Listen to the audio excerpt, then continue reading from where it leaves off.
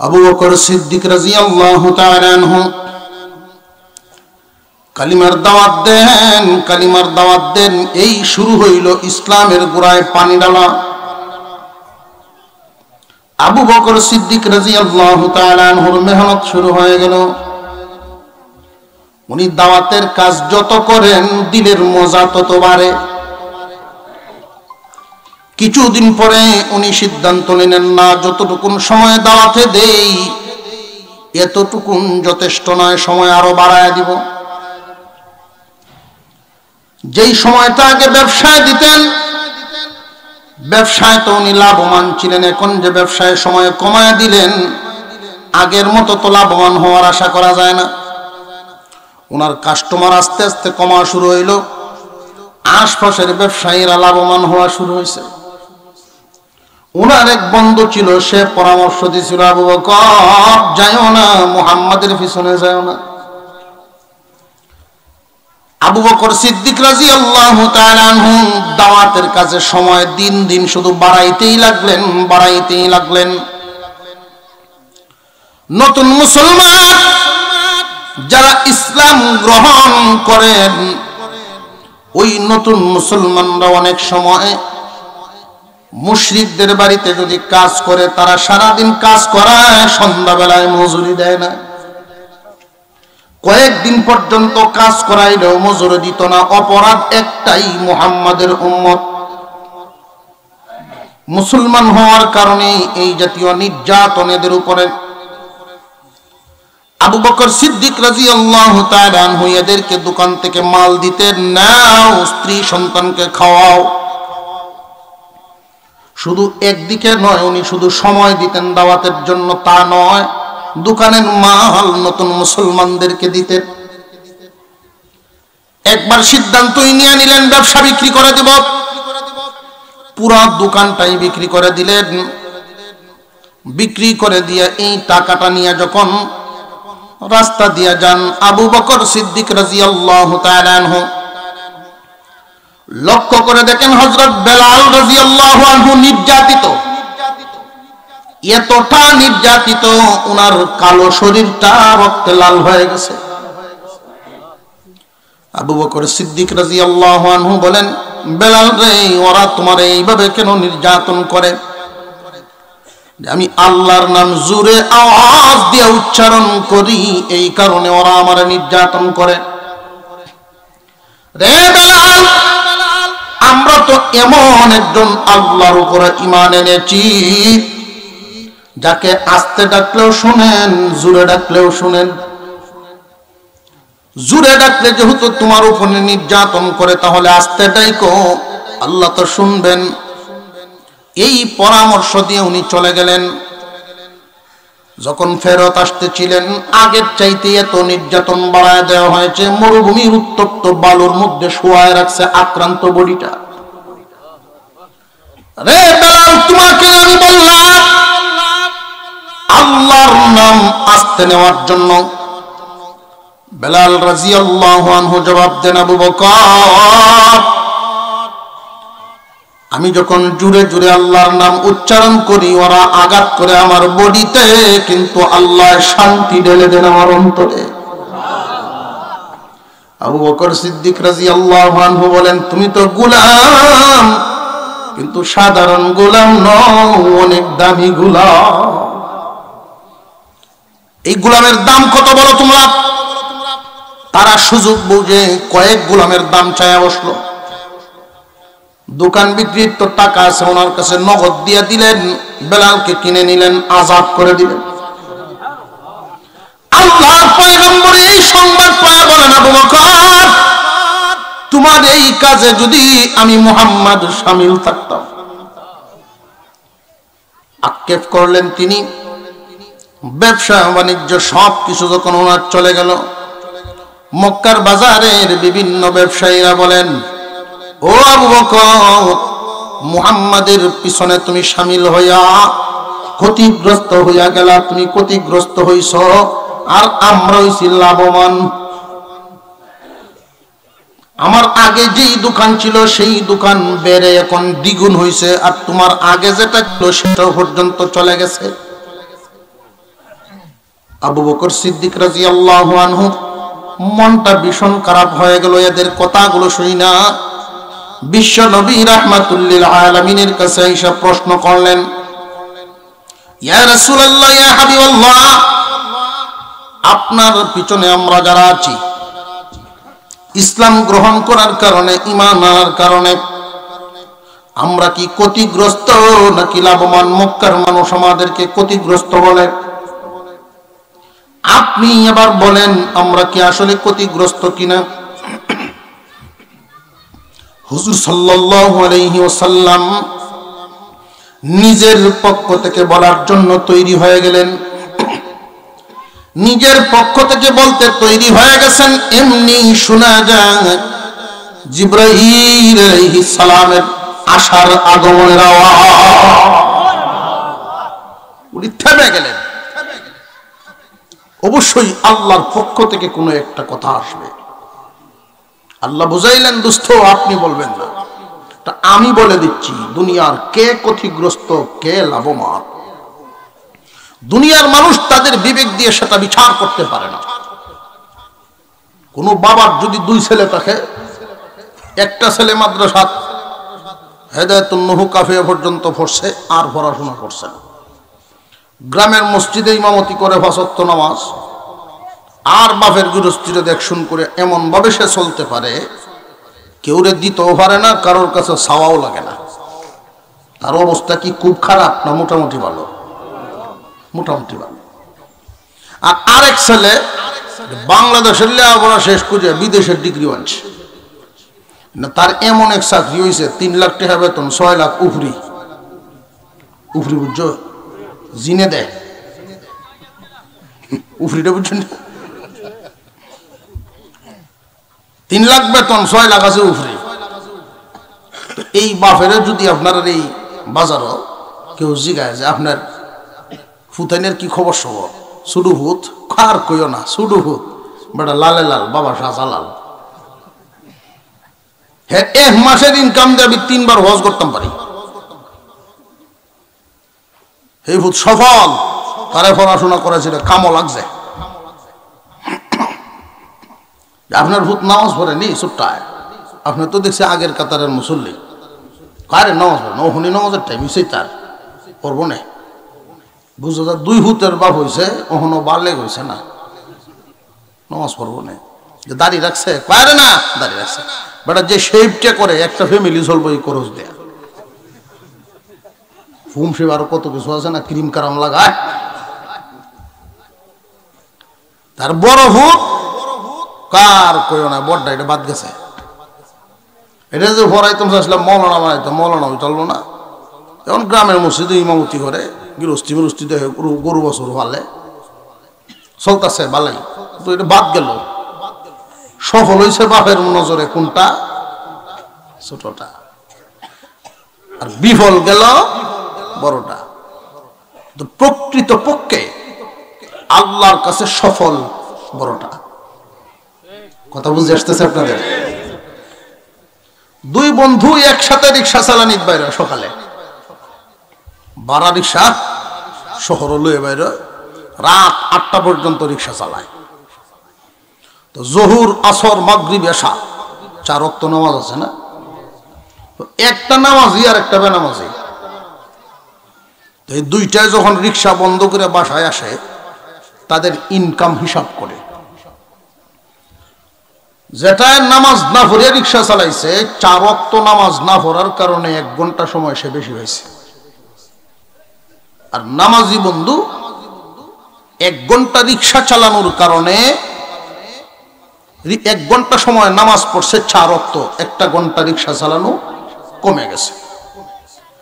তো 1 ঘন্টা তো সে রিক্সা বেশি চালাইছে বেনামাজি, তার 100 টাকা ইনকাম বেশি হয়েছে। হ্যাঁ রইল 800, এর হয়েছে 700। বেনামাজি দেখ তুই আরো নামাজ পড় গিয়া, তুই কি আরো নামাজ পড়, আমার ভমান হইবে কেমনে? কথা বুঝে আসতেছে? তো নামাজি বন্ধু তারে বুঝ দেয়, শোন আমি আখিরাতের ডিউটি ঠিক রাখিয়া, আমি আল্লাহর হুকুম ঠিক রাখিয়া 700 কামাইছি, আর তুই শুধু দুনিয়া 800 কামাইছস, তোর আখিরাত তো পুরাটাই বাতিল। কথা বুঝে আসতেছে? আমাদের যে বিচার, আমাদের যে হিসাব নিকাশ, এগুলো আমরা মিলাই, সঠিকভাবে বিবেক কাটায় মিলাই না, দুনিয়ার রঙে চোখগুলোকে রঙায় মিলাই, উভয় জাহানের হিসাব মিলাই না। এই কারণে কে ক্ষতিগ্রস্ত কে লাভবান, এই সঠিক হিসাবটা আমরা বের করতে পারি না। আল্লাহ পাক বলেন, ওয়াল আসরি ইন্নাল ইনসানা লাফি খুসর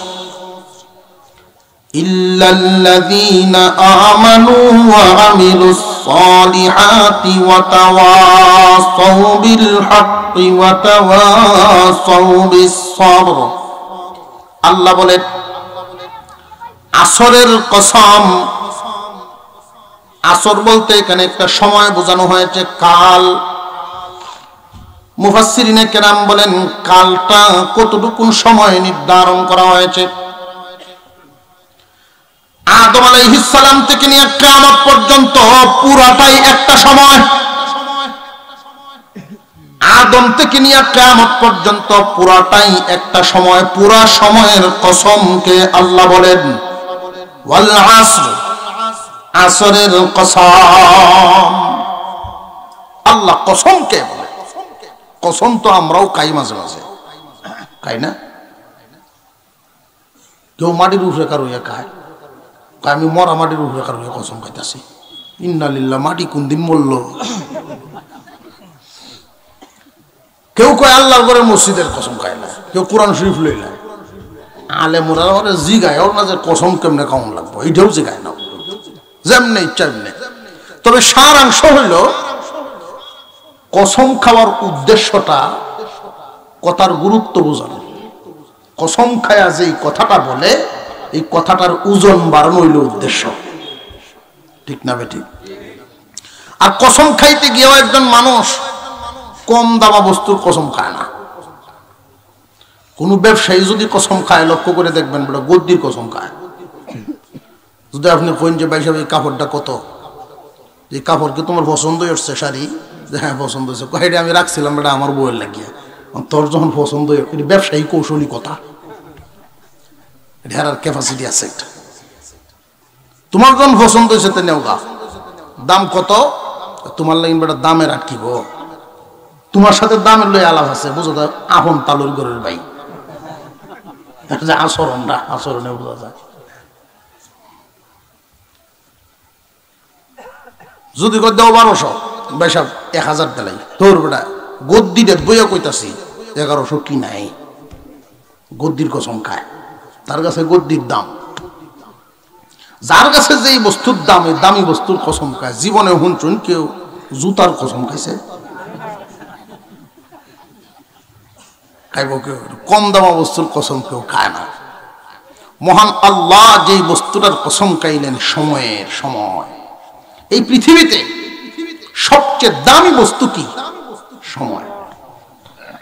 এই পৃথিবীতে সবচেয়ে দামি বস্তু সময়।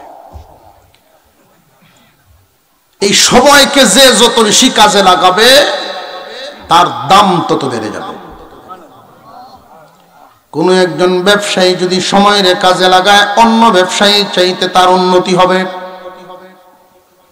কোন একজন গৃহস্থ যদি সময়ের বেশি কাজে লাগায়, অন্যান্য গৃহস্থের আগে হাওড়ে যায়, হাওড় থেকে অন্যদের পরে আসে।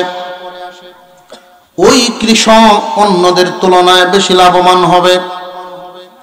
একজন স্টুডেন্ট, একজন তালেবে ইলম সময়কে যদি কাজে লাগায়, অন্যদের তুলনায় সে লাভবান হবে।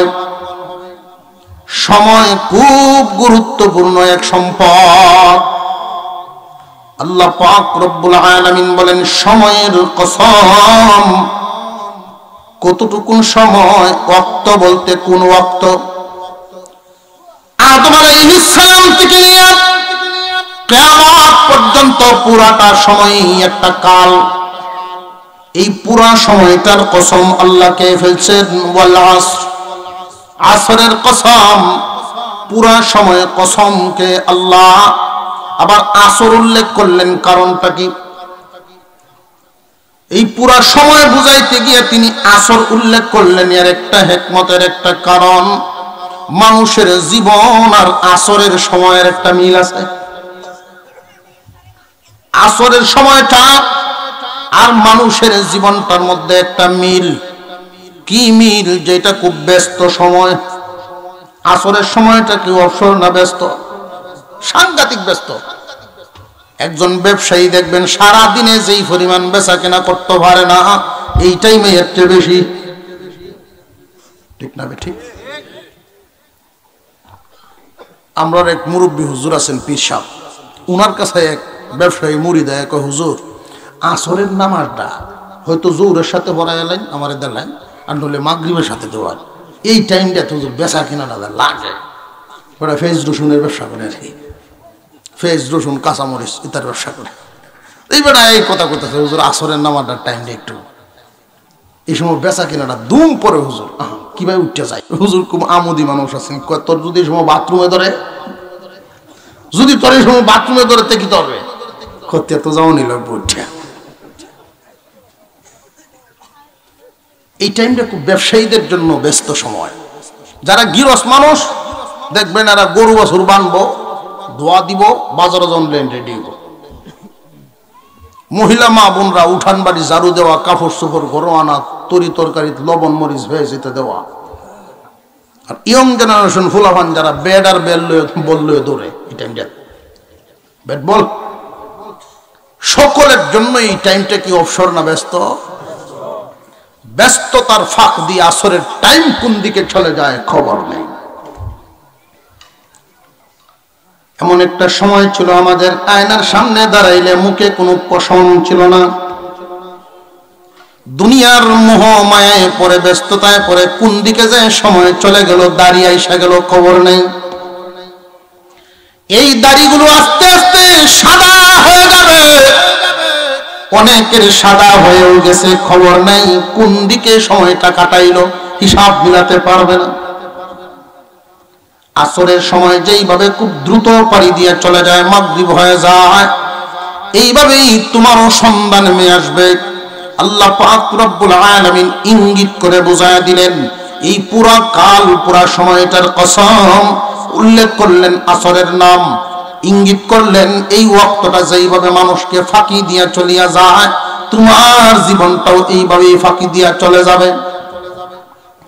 ওয়াল আসরি ইন্নাল ইনসানা লাফি খুসর। আল্লাহ পাক রব্বুল আলামিন বলেন, মানব জাতি কান পেতে শুনে রাখো, দুনিয়ার সব মানুষই ক্ষতিগ্রস্ত। মানব জাতিটাই ক্ষতিগ্রস্ত। তারা এমন ভাবে মোহ মায়ায় পাগল হয়ে যায়, শুধু আবু বকরকে ক্ষতিগ্রস্ত বলে তারা ভুল করতেছে। শুধু আবু বকরকে কেন? মক্কার মানুষ তো শুধু আবু বকরকে ক্ষতিগ্রস্ত বলে, আর আমি আল্লাহ বলি সমস্ত মানুষ ক্ষতিগ্রস্ত। সমস্ত মানব জাতি ক্ষতিগ্রস্ত হয়ে যাবে। আমি আল্লাহ চারটা গুণ উল্লেখ করলাম। যেই যুগের মানুষ চার গুণে গুণান্বিত হতে পারবে তারা ক্ষতিগ্রস্ত নয়, বাকিরা সব ক্ষতিগ্রস্ত। আদম আলাইহিস সালাম থেকে নিয়ে কিয়ামত পর্যন্ত, নূহ আলাইহিস সালামের জামানার যেই মানুষের কাছে চার গুণ ছিল ওই মানুষ সফল, বাকি সব ক্ষতিগ্রস্ত। ইব্রাহিম আলাইহিস সালামের জামানার যেই মানুষের কাছে এই গুণগুলো ছিল তারা লাভবান, বাকিরা ক্ষতিগ্রস্ত। মুসা আলাইহিস সালামের জামানার যেই মানুষগুলো এই গুণগুলো হাসিল করতে পেরেছে তারা লাভবান, বাকিরা সব ক্ষতিগ্রস্ত। ঈসা আলাইহিস সালামের জামানা চার গুণওয়ালা লাভবান, বাকি সব ক্ষতিগ্রস্ত। মুহাম্মদ সাল্লাল্লাহু আলাইহি ওয়াসাল্লামের উম্মতের মধ্যে চার গুণওয়ালারা লাভবান, তারা ক্ষতিগ্রস্ত নয়, বাকি সব ক্ষতিগ্রস্ত।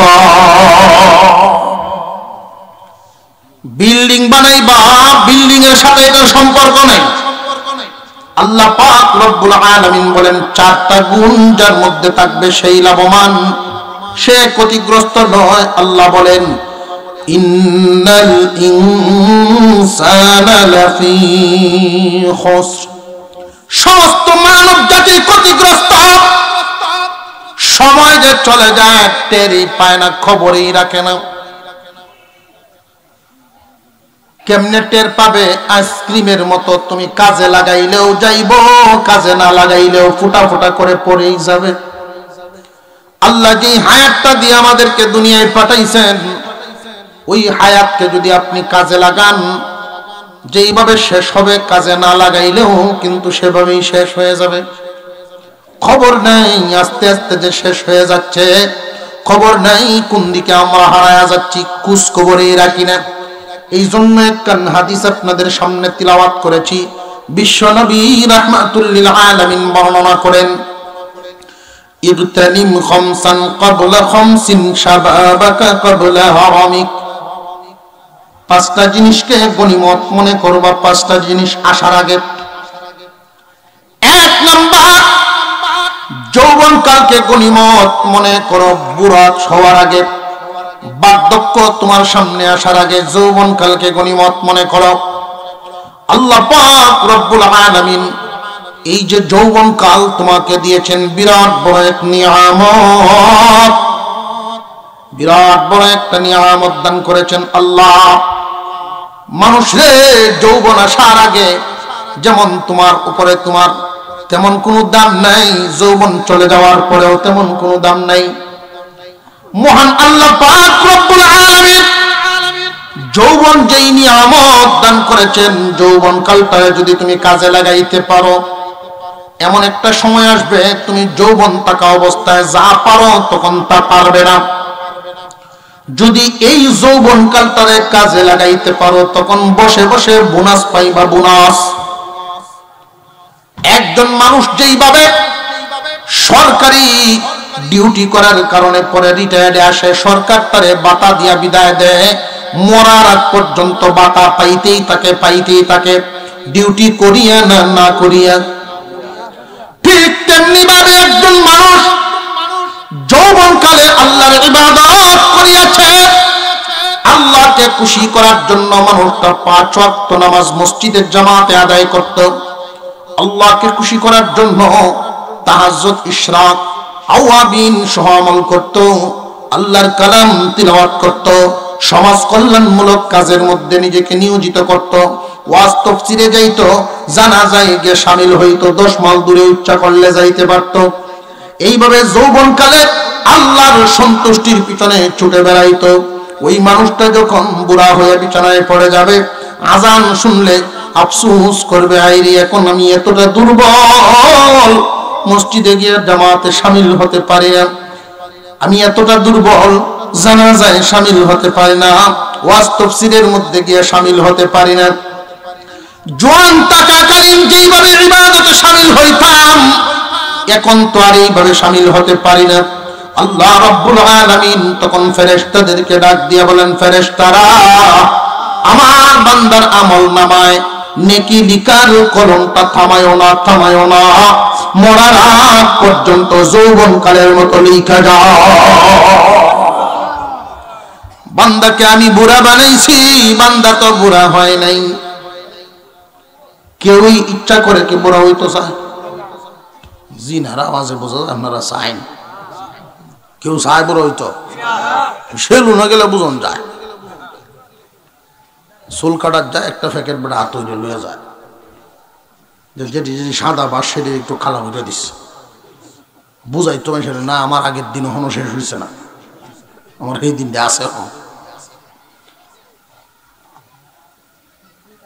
এই যে ওয়াজ করা হয়, এই যে বুঝানো হয়, দাড়ি রাখে না, চামড়া কুচ হয়ে উঠতেছে, এরপরেও দাড়ি রাখতেছে। সেলু নলায় কয় সাজি আল্লাহ রাখলেন আর কত বেটা, সেলু নলায় বেটা কইতেছে, এই যে কামানি আমি ছোটবেলা থেকে কামাইছিলাম বেটা, আপনার ওখানে আমি বুড়ো উঠতেছে, আপনি ওখানে কামানি চাচ্ছেন না। এরকম একটা কামাই নিয়ে প্রত্যেক এলাকার 2-4টা আছে এরকম কামাই নিয়ে। আমি তোর একটি হাতে মুখ কামাই, তোর কি তুই চাই? চাচা আপনার একটা মুখের সাথে আমি 2টা মুখ কামাইতাম পারি। কারণ সাম্রাজ্যের ঢিল হয়েছে টানা দেয় দূরে কামানি লাগে।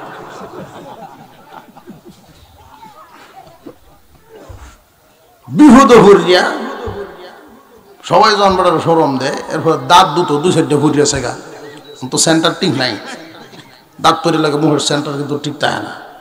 আর এই টাইমে যদি কেউ দাঁড়িয়ে না রাখে একবার হুরা বান্দরের মতো দেওয়া যাবে। পরে যেই যে এখন বেড়ান যে সিলেবাসও আনতেছে,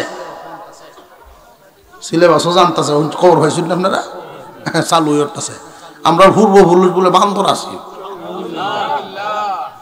পাগলে কয় কি, এতদিন তো এরকম নামি দামি পাগল আইছিল না, ওহন যেই পাগল আইছে।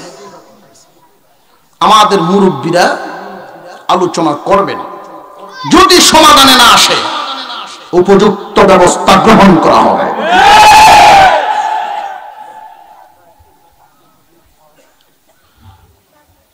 সময়কে কাজে লাগাও, যৌবন কালকে গনিমত মনে করো বার্ধক্য আসার আগে। গানাকা কাবলা ফাকরিক, দনিত্যকে কাজে লাগাও ফকিরি আসার আগে।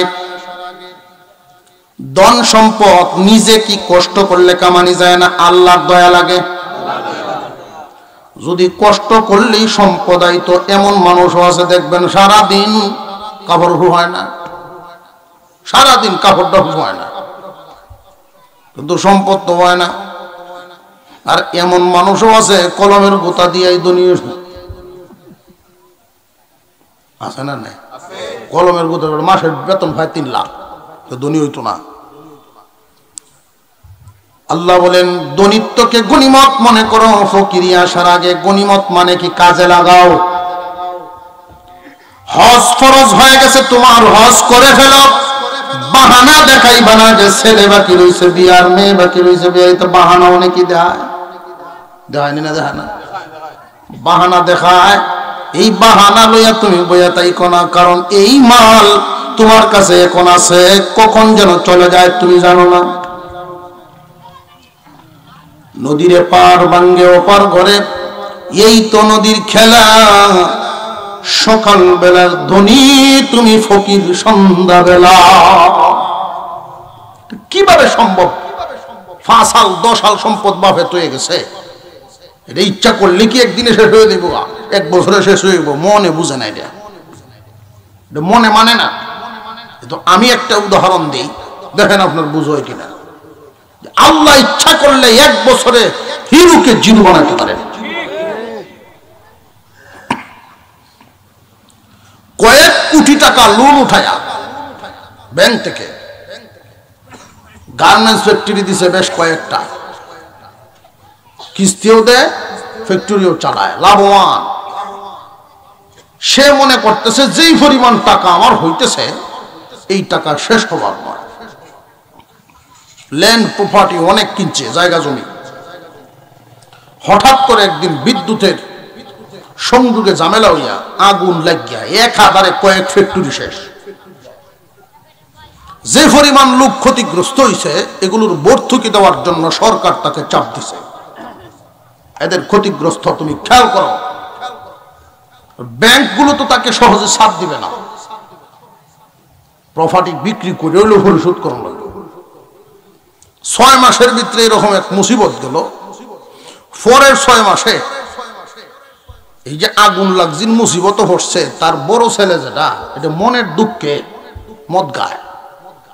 দুঃখ দূর হল লাগে বলে নিশা হলে বলে দুঃখ দূর হয়, এরকম এক কথা। বিড়ি খায়, মাথাটা গরম হয়েছে, বিড়ি খাইতেছে। মাথা গরম হয়েছে, তুই আরো আগুন খাইতেছ, তো পানি ডাল, হেঁটে মদ গায়। 6 মাস পরে হেঁটে মদ খুর হইয়া ঝগড়া লাগিয়ে করেছে এক মার্ডার মামলার আসামি, একটা ভোট, ফাঁসির রায়। বাদী পক্ষ প্রস্তাব দিল, যদি এই পরিমাণ জমা জমি আমাদের নামে লিখে দাও, মামলা উঠায় নিব। বাপে সিদ্ধান্ত নেয়, আমার ভূত যদি বাচ্চা থাকে পরের 2 চাকরি করে হইলেও খাইতে পারবো, আর যদি ভূতে না থাকে সম্পত্তি কিতা করতাম। দিয়া দিল, ভূত বাঁচাইলো, মামলা শেষ হলো। কতদিন লাগলো এই পাহাড় পরিমাণ সম্পদ যাইতে? 1 বছর শেষ। আল্লাহ নিলে নিতে পারেন নিতে পারেন না। ইগতানিম খামসান ক্বাবলা খামসিন শাবাবাকা ক্বাবলা হারামিক সিহহাতাকা ক্বাবলা সাকমিক। সুস্থতাকে গনিমত মনে করো অসুস্থ হওয়ার আগে। সুস্থতা কত বড় নিয়ামত, অসুস্থ না হইলে বোঝা যায় না সুস্থতা কত বড় নিয়ামত। 20 কোটি টাকার মালিক কিন্তু 2টা চোখ নাই, কি লাভ হইল? 100 কোটি টাকার মালিক 2টা কিডনি নাই, কি লাভ হইল? সুস্থতা কত বড় নিয়ামত, অসুস্থ যে সে বুঝে। সুস্থতাকে গনিমত মনে করো। সুস্থ হওয়ার আগে অনেক মানুষ নিজে নিজে অসুস্থ হয়, অনেক মানুষ নিজে নিজে অসুস্থ হয়। সিগারেট খাইতে খাইতে ফুসফুসটা নষ্ট হয়ে যাচ্ছে। ঠিক আল্লাহ করছে না হ্যাঁ করছে? বিমা কাসাবাত আইদিন নাস। এমন কিছু নিষিদ্ধ খাবার খায় যেগুলো কোরআন হাদিসে অনুমতি দেয় না। মাথা মস্তিষ্ক বডি তুমি অনিয়ম চলাফেরার কারণে তুমি তোমার সুস্থতাকে নষ্ট করো না, বিনষ্ট করে দিও না। 1 নাম্বার ধনিত্বকে, 1 নম্বরে যৌবনকালকে গনিমত মনে করো বার্ধক্য আসার আগে। 2 নাম্বার সুস্থতাকে গনিমত মনে করো অসুস্থ হওয়ার আগে। 3 নাম্বার দলিতকে গনিমত মনে করো ফকিরি আসার আগে, গরিবি আসার আগে। হজ এখন ফরজ, পরবর্তীর জন্য অপেক্ষা করিও না, হজ করে ফেলো। যদি রে ভাই মাল হাত ছাড়া হয়ে যায় তখন তো গরিব হয়ে যাইবা, হজ করতে পারবা না। কিন্তু ধনী তো এক সময় ছিল, এই হজ না করার বোঝা লইয়া কবরে যাইতে হবে। আমরা আবার কিছু লোক এরকম আছে যারা চিন্তা ভাবনা করে না, বাহাদুরির গফও করে আবার আমরা হজ করিয়া আর ব্যবসার গতি বইতাম না, হজ করিয়া আয়া আর গৃহস্থিত নামতাম না, ক্ষেতের আইলো ভরা দিতাম না, হজ করি আইসা আর কোনো কাজও নামতাম না, রাজনীতিতে নামতাম না। আর একজন হজ করে আইসে যে বেটা সেইটা দিকে বেটা কইতাছে এর মতো আমি আয় হজ করে ব্যবসা ওরা, হজ করে আয় গৃহস্থী ওরা, অমুক হজ করে আইলে কি তৈব দুনিয়াদারিরে ছাড়ছে না হন। এরকম চিন্তা ভাবনা অনেকেরই। আর এটার একটা কারণ আছে, কারণ হইল এর হিসাবটা হইল যে হজ করলে আল্লাহ জিন্দিগির সমস্ত গুনাহ মাফ করে। গুনাহ মাফ করে আয়া যদি ব্যবসা আবার মানুষের ওজনও কম দেই তো আবার বস্তা বুঝলেই হলাম। এইটা না, একসাথে গিয়া এইখানে যা 2 নম্বরই করণ লাগে সব আকাম কুকাম সব করিয়া গুনার বস্তাটা ভরিয়া এই গুনার গাঠটি মক্কা শরীফ তৈরি হলাম। হিসাবটা এরকম মিলাইছে। আর নইলে তো এই কথা না। দনিত্বকে গনিমত মনে করো ফকিরি আসার আগে। ফারাগাকা ক্বাবলা শুগলিক, অবসর সময়কে কাজে লাগাও ব্যস্ত হওয়ার আগে। ওয়া হায়াতাকা ক্বাবলা মাউতিক, হায়াতকে গনিমত মনে করো মওত সামনে আসার আগে। মুসলমান ইমানদার ভাইরা আমার, আল্লাহ পাক রব্বুল আলামিন কসমকে বলেন ওয়াল আসরি ইন্নাল ইনসানা লাফি খুসর। আসরের কসম, কালের কসম, সময়ের কসম, মানব জাতি ক্ষতিগ্রস্ত, মানব জাতি বিফল। ইল্লাল্লাযীনা আমানু ওয়া আমিলুস সালিহাত ওয়া তাওয়াসাউ বিল হাক্কি ওয়া তাওয়াসাউ বিস সাবর। কিন্তু তারা নয় যারা 4 গুণের অধিকারী। 1 নাম্বার ইল্লাল্লাযীনা আমানু, যারা ঈমান এনেছে। যারা ঈমান এনেছে নাকি ঈমান পেয়েছে? ঈমান কি ভাবার জিনিস না আনার জিনিস? আমরা তো মনে করি যে আব্বা ঈমানদার আম্মা ঈমানদার। বাপের সূত্রে বংশীয় সূত্রে যদি ঈমানদার হওয়া যাইত, নূহ পয়গম্বরের ছেলে কেনান হইতো। ঈমান আনা লাগে। আল্লাহ পাক রব্বুল আলামিন বলেন যারা ঈমান এনেছে 1 নাম্বার গুণ। 2 নাম্বার, ঈমান এনে বসে থাকলেই চলবে না, মুআমিলুস সালিহাত, নেক আমল করে, নেক আমল করে, নেক আমল করছে, এটা একদিন 2 দিন নয়, ভালো কাজ সারা জীবন করতে হবে। নেক আমল করে ভালো কাজ, অর্থাৎ 1 নম্বরে ভালো কাজের মধ্যে 1 নম্বরে হলো নামাজ, অর্থাৎ আল্লাহ পাক রব্বুল আলামিন যা নিষেধ করেছেন এইগুলোর থেকে বেঁচে থাকা হলো 1 নম্বর ভালো কাজ। 2 নম্বর, আল্লাহ যা আদেশ করেছেন এগুলো পালন করা। মহান মাওলাই কারীম যা হারাম করেছেন এইগুলোর দ্বারে কাছে যাব না, যা আদেশ করেছেন এইগুলো আমরা ছাড়ব না। ফরজ ওয়াজিব সুন্নাত মুআক্কাদের উপরে জোর আমল বাড়ায়া দিব। মহান আল্লাহ পাক রব্বুল আলামিন বলেন লাভবান তো ওই ব্যক্তি ক্ষতিগ্রস্ত থেকে বাঁচতে পারবে 4 গুণের অধিকারী যারা। 1 নাম্বার ঈমানদার। ঈমানদার আমরা এখানে যারা আছি কারা কারা ঈমানদার একটু দেখতাম? নারায়ে তাকবীর, হাত নামান। ঈমানদার তো আমরা ইনশাআল্লাহ। এই ঈমান বড় দামি এক দৌলত। 1 নম্বরে ঈমানদার, 2 নম্বরে নেক আমল করনে ওয়ালা, 3 নম্বর শুধু নিজে নেক আমল করে এতেই যথেষ্ট নয়, আরেকজনকে ওয়াতাওয়াসাউ বিল হক ওয়াতাওয়াসাউ বিস সবর। 2 নম্বর গেল নেক আমল। 3 নম্বর যে সমস্ত মানুষ হকের পথে মানুষকে দাওয়াত দেয়, হকের পথে থাকার জন্য, অর্থাৎ সৎ কাজের আদেশ, অসৎ কাজে বাধা, সৎ কাজের আদেশ দিবে, হকের কথা বলবে, হক কথা বলতে থাকবে, ওয়াতাওয়াসাউ বিস সবর, সবরেরও আদেশ দিবে। মুফাসসিরিন কেরাম বলেন এইখানে সবরের কথাটা আল্লাহ লাস্টে বলে দিলেন। এইখানে মহান মাওলাই কারীম একটা ইঙ্গিত দিলেন বান্দারে, 1 নম্বরে তুমি ঈমানদার, 2 নম্বরে আমলদার, 3 নম্বরে মানুষকে তুমি সত্যের দিকে ডাকবে। তখন জানিয়ে রাখবা বৃষ্টির মতো বড় মুসিবত তোমার দিকে আসতে পারে, তখন সবরের উপরে ধৈর্য ধরিয়া থাকবা। একজন মানুষ যদি হকের পথে টিকে থাকে, হক কথা সমাজেও যদি কোনো মানুষ বলে, হক কথা মাহফিলেও যদি, আজকাল অনেক উলামায়ে কেরাম হক কথা বললে অনেকের গা জ্বলে, জ্বলে না? হক কথাটা খুব তিতা লাগে, তবে এটা সবার জন্য নয়।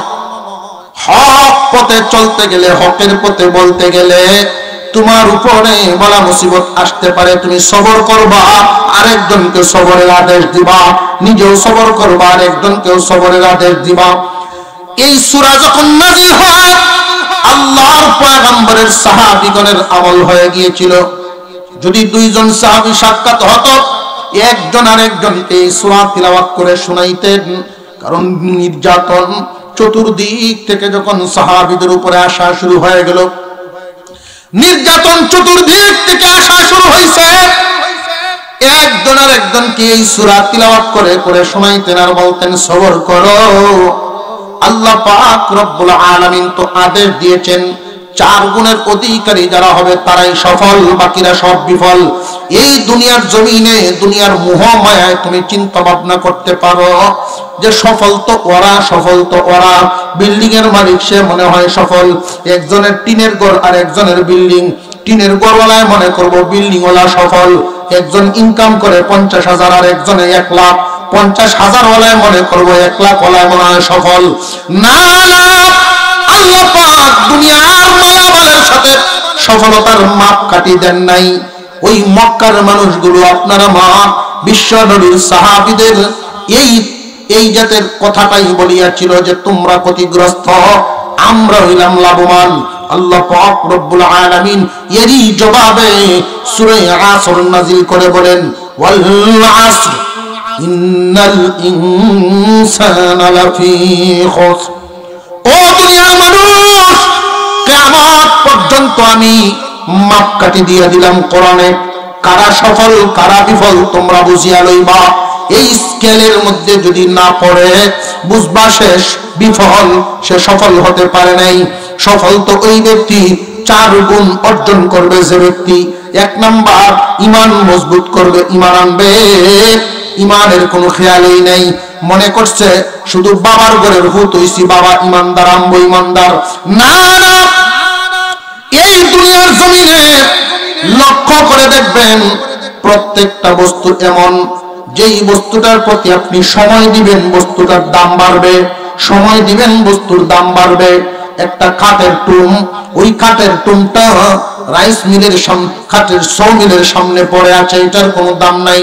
পাখি বসতেছে, কত মানুষ বসতেছে, কুকুরে পর্যন্ত পেশাব করতেছে, কিন্তু এই সৌমিলের এই টুমটাকে যখন সময় দিয়ে চিরানো হয়, মিস্ত্রি যখন সময় দেয়, এটার মধ্যে সময় দিতে দিতে এক সময় এমন দাম হয়, এই জাতীয় চেয়ার হয়ে আপনার সামনে হাজির হবে, একদম একটা ফার্নিচার হবে, দাম বেড়ে যাবে। মূল্যবান তোমার ঈমান নামক দৌলত, এই ঈমানের পিছনে কি পরিমাণ মেহনত করিয়াছো তুমি ঈমানের দাম বাড়াইতে গিয়া। ঈমানকে মূল্যায়ন করো, 1 নম্বরে ঈমানদার, 2 নম্বরে নেক আমলদার, 3 নাম্বার শুধু নিজে নেক আমল করে এমন নয়, আরেকজনকেও নেক আমলের দিকে আহ্বান করে। একজন মানুষ যদি নিজে নামাজি হয়, তার মেহনত যদি আরেকজন মানুষকে নামাজি বানায় দিতে পারে, ওই মানুষটা যেই পরিমাণ নামাজ আমল করবে সারা জীবন ভর, যেই পরিমাণ নামাজ পড়বে সম পরিমাণ সওয়াব আল্লাহর পক্ষ থেকে মাধ্যম ব্যক্তিকে দেওয়া হবে।